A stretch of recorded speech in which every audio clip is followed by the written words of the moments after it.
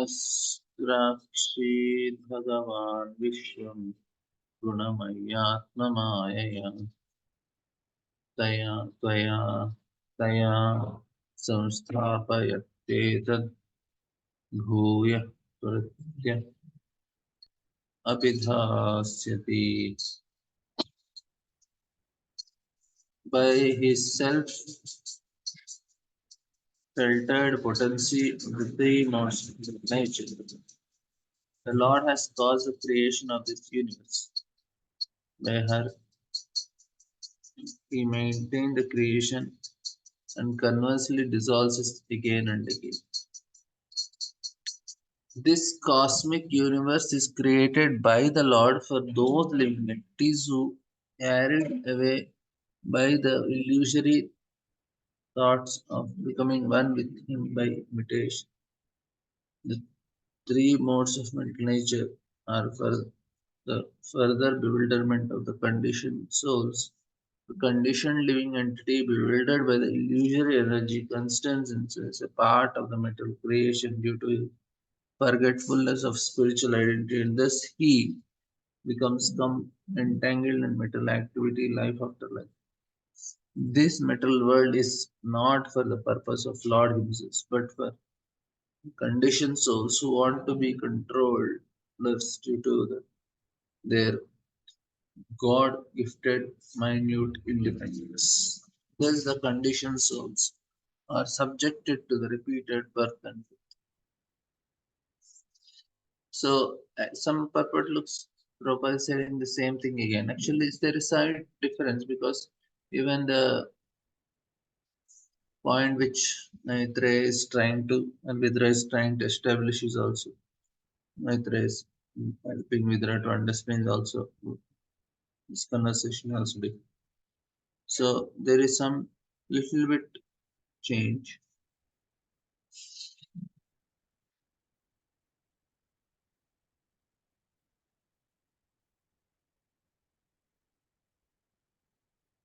This is that the pure soul is pure conscious and never out of consciousness, either due to circumstances, time, situations, dream, or other causes. How then does he become engaged in essence?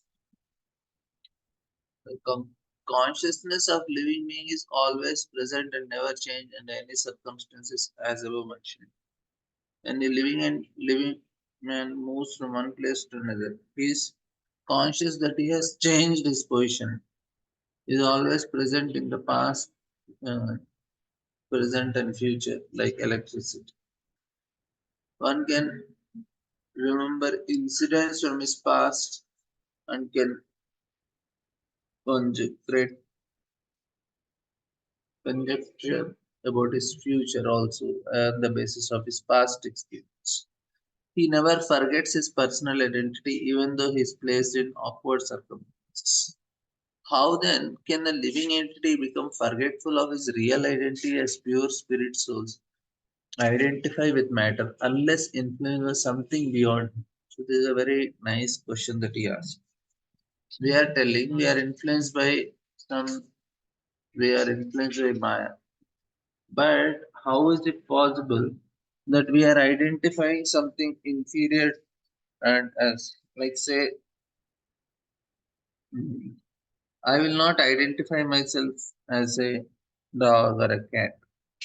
I will identify myself as a human being. That means I can overcome certain lower degrees of identity. Higher degree is okay. Because even though a small child is also there, third, fourth year, he will also not identify himself with this. He says, no, I am not, I am body only.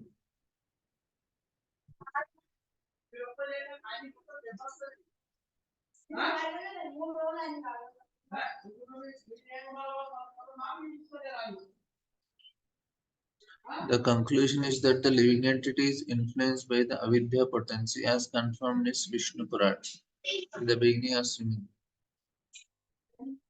The living entity is described in Bhagavad Gita as Parashakti, and in Vishnu Purana is described is part and parcel of Supreme Lord as potency, not the potent. The potent may exhibit many potencies, but the potency cannot equal to the potent at any stage. One potency may be overcome by the another potency, but all the potencies are under the control of potent. The Jiva potency or the Kshetragni Shakti of the Lord has the tendency to overpower by the external potency, avidya, karma, sanyaya.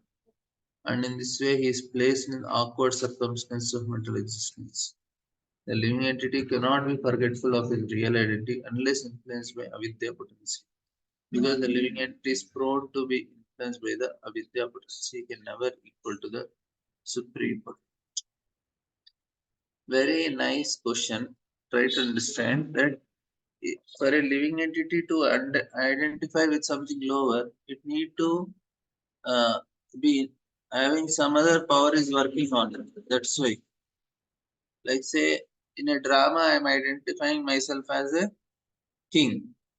Now, why I am able to identify? Because there is this drama factor. Because of drama, I am identifying myself as a king, or I am identifying as myself as a. If I take a character of a female character, now that means there is some energy that is acting on me, right? So similarly, for a living entity, this energy is what is forcing him to identify with this body. So, Bhagavan Ek Evaishaya सर्वक्षेत्रेष्व अवस्थितः अमुष्य भगवतं वा क्लेशो वा कर्मभिः कुतः. The Lord, as the super soul, is situated in every living being's heart. Why then do the living entities' activities result in misfortune and misery? Okay, that is there, we are acted. Then why super soul is there? Why a person is doing uh, why is having misfortune? Even for animals also, they do some stupid activities. We think if a Lord is there in their heart, why is making them do stupid activities? They can why they waste their time in searching food here, there, which is not there. Because anyway, Paramatma knows where is food. So you can directly send that living entity where food is there. You will make them waste time, and sometimes they are hungry for love. So why is this happening? So next question put forward by Vidura to Maitreya is why are the living entities subjected to so many miseries and misfortune in spite of Lord's presence in the heart? A super soul.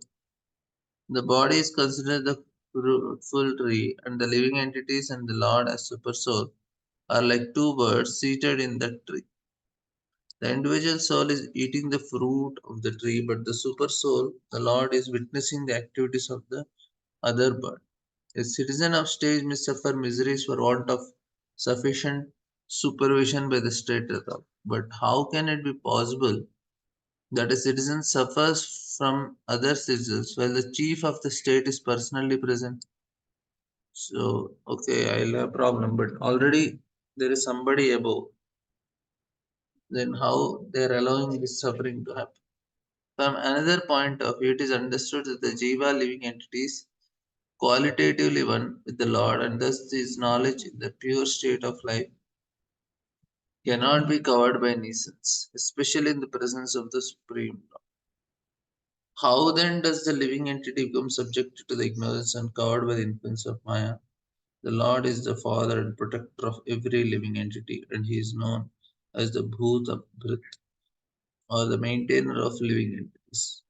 Why then should the living entities be subjected to so many sufferings and misfortunes? It should not be so, but actually we see that it happens everywhere. The question is therefore put forward. Very nice questions. एतस्मिन् मे मनोविदं विद्यते ज्ञानशक्यते तन्न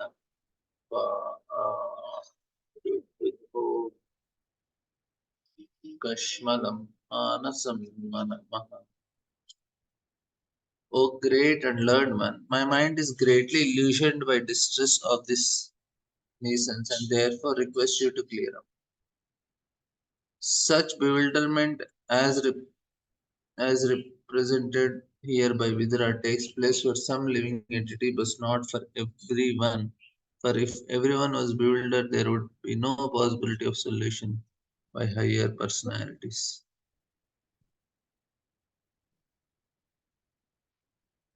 See Sukavacha Sa Itham Chodita Kshatra Tattvajnana Suna Munihi pra Pratyaha Bhavachitta Samyan Iva Gata Samaya.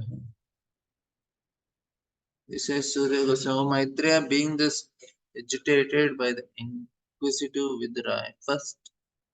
At first seems astonished, but then he replied to him without hesitation, since he was fully God conscious. Prabhupada writing, since the great sage Maitreya was filled with God consciousness, he was not he had no reason to be astonished at such contradictory questions. Therefore, although as a devotee he externally expressed surprise as if he did not know how to reply to these questions, he immediately became perfectly settled and properly replied to Vidra. Kasminnu bhagava jnata sarvam idam jnatam bhavanti. Anyone who is the devotee of Lord knows about the Lord to some extent, and devotional service to the Lord makes him able to know everything by the gaze of the Lord. Although a devotee may apparently express himself to be ignorant, he is full of knowledge in every intricate matter. Maitreya स्वयं भगवतो माया यन्न्येन विरुध्यते ईश्वरस्य मुक्तस्य कार्पण्यम् उत बन्धनम्. Sri Maitreya said, certain conditioned souls put forward the theory that the Supreme Brahman or the personality of Godhead is overcome by illusion or Maya. At the same time, they maintain that he is unconditioned. This is against all logic. So, this is one of the important logic for us because Mayavadis have this problem that they say that Lord, the form is transcendental, but still they feel that mm, it is affected by Maya also. Sometimes it appears the Supreme Personality of Godhead, who is 100% spiritual, cannot be the cause of illusory potency which covers the knowledge of individual soul. But actually, there is no doubt that illusory external energy is also part and parcel of the Supreme. When Vyasadeva realized the Supreme Personality of Godhead, he saw the Lord along with his external potency, which covers the pure knowledge of the individual souls. Why the external energy acts in this way may be considered as follows, as analyzed by great commentators like Vishnu Chakravarti and Jiva Goswami. Although the material illusory energy is distinct from spiritual energy, it is still one of the many energies of Lord, and thus the material modes of nature, the mode of goodness, etc., are surely qualities of Lord because the energy of the gigantic personality of Godhead are not different. Yet, although the material energy is one with the Lord, he is never overpowered by it. The living entity, however, who is also part and parcel of Lord, can be overcome by material energy.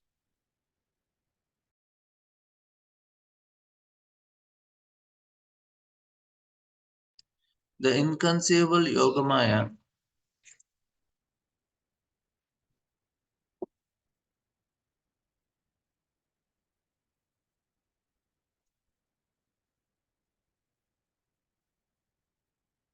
so the inconceivable Yogamaya Aishwaryam of the Lord, as mentioned in Bhagavad Gita, is misunderstood by frogist philosophers. In order to support a theory that Narayana, Lord himself, became a Daridra Narayana, a poor man, they propose that the material energy overcome the Supreme Lord. Srila Jiva Goswami Srila Vishnu Chakrat, however, offers a very nice example in explaining. They say that although the sun is all light, the color, the darkness, and snowfall are all part and parcel of the sun. Without sun, there is no possibility of skies being overcast with clouds or darkness. Nor can there be snowfall on the earth. That is cause of sun only, right? Because the water evaporates. Although life is sustained by sun, life is also disturbed by darkness and snowfall produced by the sun. But it is also the fact that the sun itself is never overcome by darkness, clouds, or snowfall. The sun is far, far away from such disturbances. Only those who have poor fund of knowledge say that the sun is covered by the cloud of or by dense darkness. Similarly, Supreme Brahman or the Parabrahman, the personality of God, is always unaffected by the influence of material energy, although it is one of his energies. Parasha Shakti Vividhaiva Shruyata. So these are very nice analogies and examples which we can memorize and which will be very helpful actually. The energy of the sun. It creates clouds, it creates snowfall, it covers the sun for temporarily. But as a sun which is very far is never affected by what is happening on the earth. There is no reason to assert that the Supreme Brahman is overpowered by the illusory energy. The clouds, darkness, and snowfall can cover only a very insignificant portion of the sun's rays. Similarly, the modes of matter nature may react upon the ray-like living entities. It is misfortune of the living entities, certainly not without reason, that the influence of material energy acts on its pure consciousness and eternalness. This covering up of pure consciousness and eternal bliss is due to avidya karma, the energy which acts on the infinitesimal living entities who misuse their minute independence. According to Vishnu Puran, Bhagavad Gita, and all other Vedic literature, the living entities are generated from the Tatastha energy of the Lord, and thus they are always the energy of Lord and are not energetic. The living entities are like the sun rays. Although, as explained above, there is no qualitative difference between the sun and its rays, sun's rays are sometimes overpowered by another energy of the sun, namely the clouds, or by snowfall. Suddenly, although the living entities are qualitatively one with the superior energy of Lord, they have the tendency to be overpowered by the inferior energy. In the Vedic hymns, it is said that the living entities are like the spark of fire. The spark of fire are also fire, but the burning potency of spark is different from that of the original fire. The spark fly out of touch with the original fire. They come under the influence of non-fiery atmosphere. Thus, they maintain the potency, but to again one with the fire, a spark, but not as the original fire. This spark can everlastingly remain within the original fire as its part and parcels. But the moment the spark becomes separated from the original fire, their misfortunes and miseries begin. So this is so the clear conclusion is that the Supreme Lord, whose original fire is never overpowered by the infinitesimal spark of the fire, can never become overpowered by the illusory energy of Maya. It is the most ludicrous argument to say that the Supreme Lord is overpowered by his own material energy.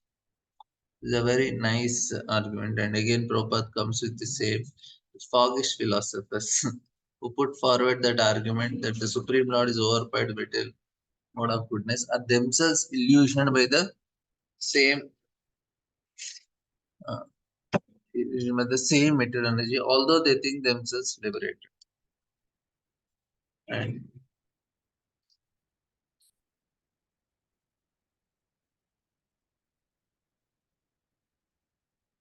Thus, the demigods, while praying to the Supreme Lord, states that although the activities are very difficult to understand, they cannot still be understood to some extent by those who sincerely engage in transcendental living service.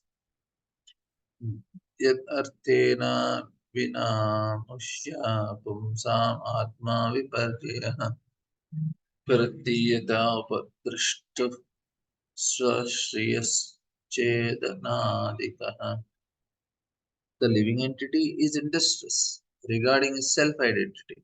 He has no factual background, like a man who dreams that he sees his hand cut off.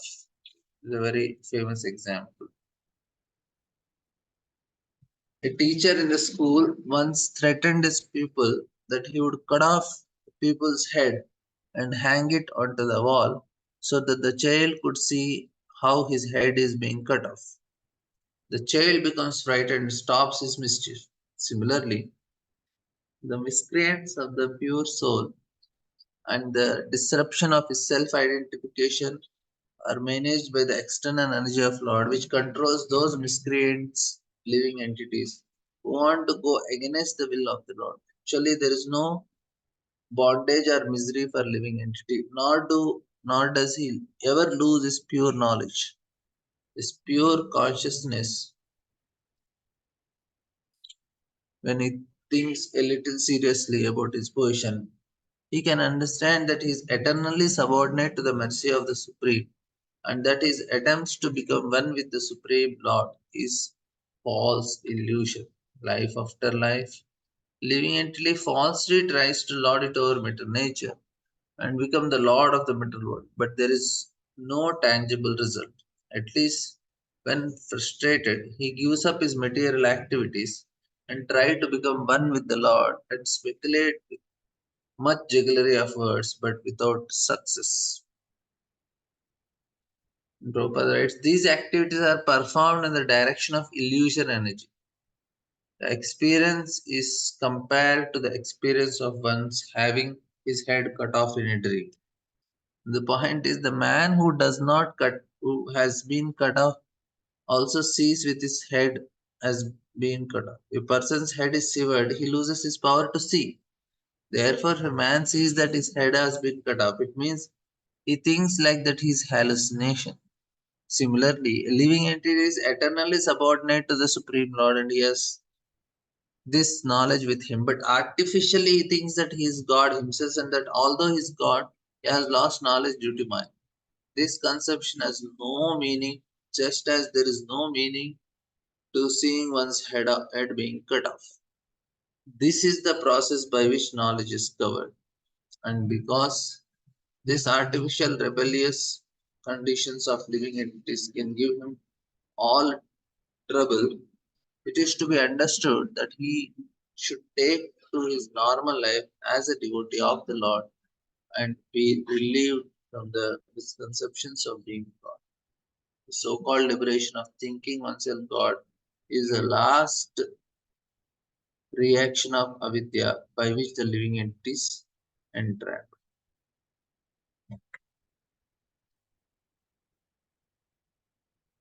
The conclusion is that every living entity deprived of his eternal transcendental service to the Lord becomes illusioned in many ways.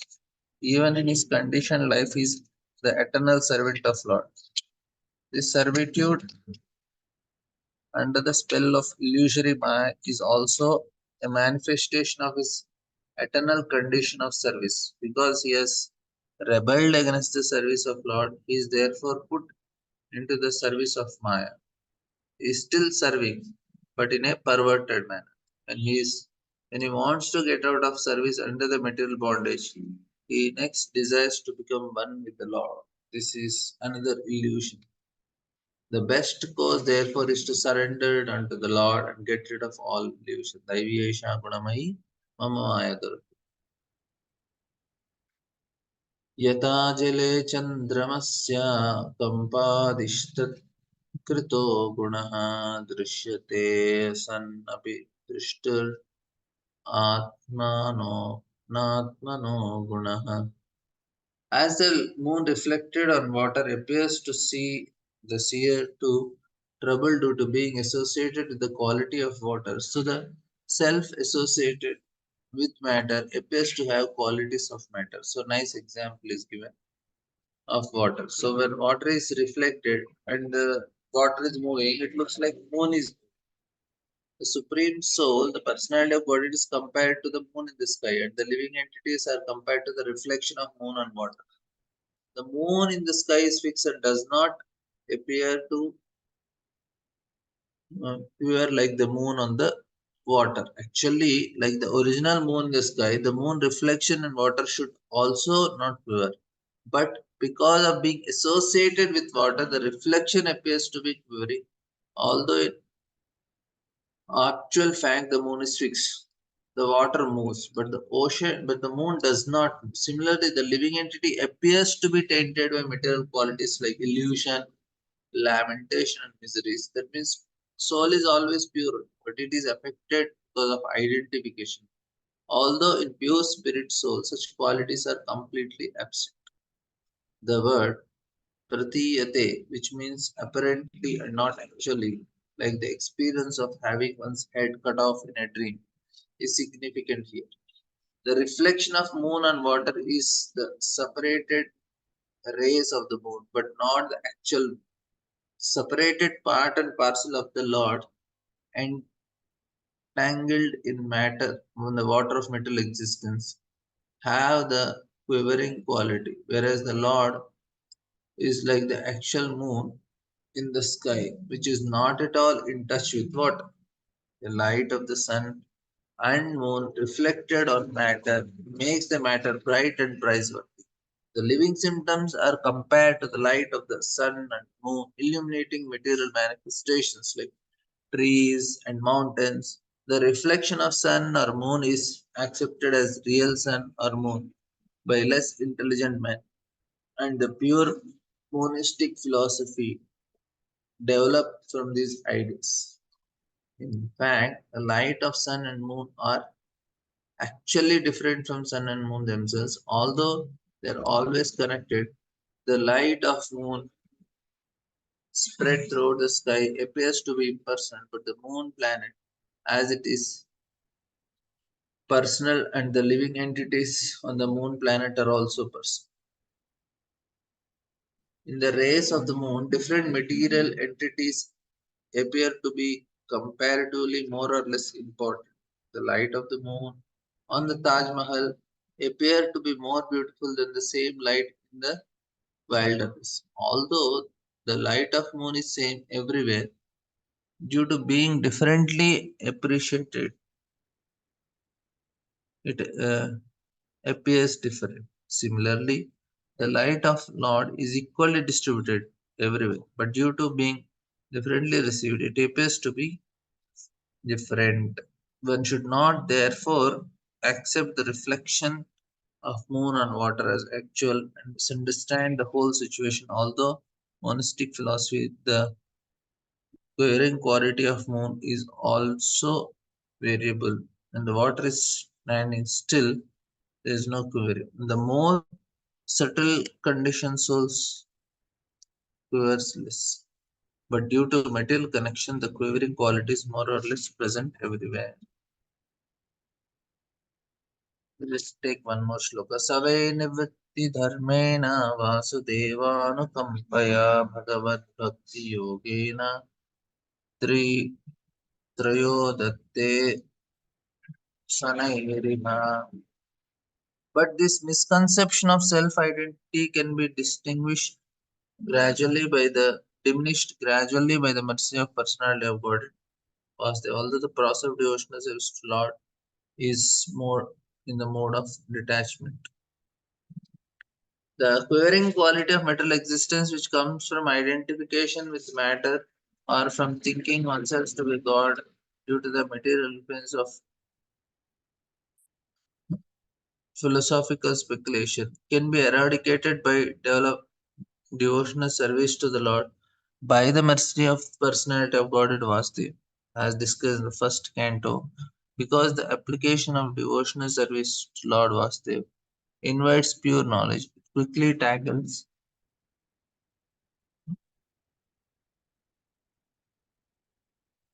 uh, sorry, as discussed in the first canto, uh, be- because the application of devotional service of Lord was invites pure knowledge, it quickly detaches one from the material conception of life and thus revive one's normal condition of spiritual existence even in this life, and frees one from the material pains which cause one to quiver.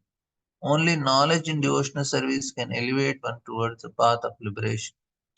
The detachment of knowledge for the purpose of knowing everything without rendering devotional service is considered fruitless labor and cannot get the desired results by such a labor of love. Lord Vasudev is pleased by devotional service only, and thus his mercy is realized by the association with pure devotees of Lord. Pure devotees of Lord are transcendental, and all material desires, include the desire for result of fruitive activities and philosophical speculation.